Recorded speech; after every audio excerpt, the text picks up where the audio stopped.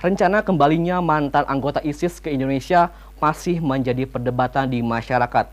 Banyak yang menentang mantan anggota ISIS ini kembali ke pangkuan Ibu Pertiwi karena sudah berkhianat kepada NKRI dan sudah terpapar paham radikalisme. Dan Kecamatan Madinah. Ingin kembalinya mantan anggota ISIS menjadi warga negara Indonesia masih menjadi perdebatan di masyarakat.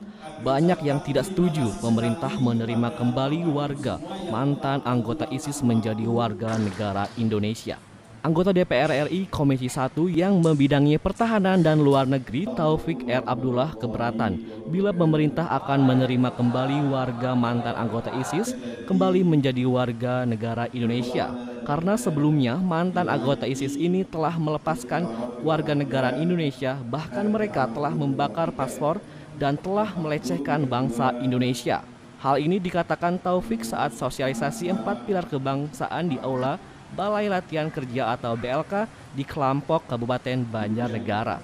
Kalau dari DPR, kalau secara regulasi jelas bahwa seseorang yang dia telah menyatakan keluar dari kewarganegaranya, menyatakan diri keluar dan bahkan mereka membakar paspornya, itu artinya mereka sudah tidak mengakui sebagai warga negara.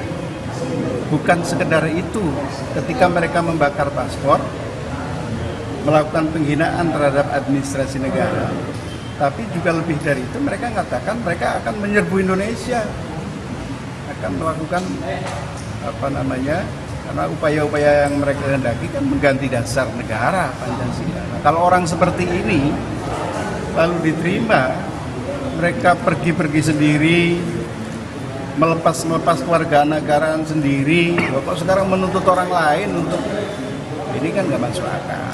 Cara yang paling bijak bisa jadi ancaman. Kalau secara tegas begitu, ya itu risiko.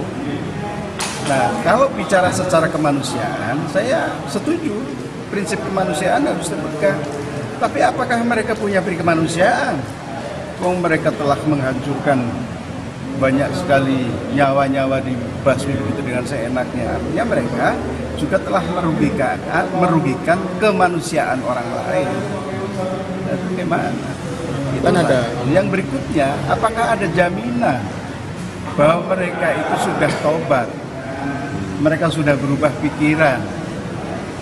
Nah, kalau ternyata mereka secara ideologi masih kuat dan masih menganggap Indonesia negara tauhid, umat Islam mayoritas Indonesia dalam musuh mereka, jadi berbahaya.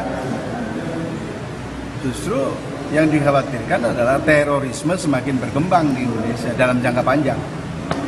Jadi selain itu, terlalu beresiko bila menerima warga mantan anggota ISIS ini karena telah terpapar paham radikalisme, tentu dampak jangka panjangnya bila kembali ke Indonesia. Maka paham radikal ini akan terus berkembang.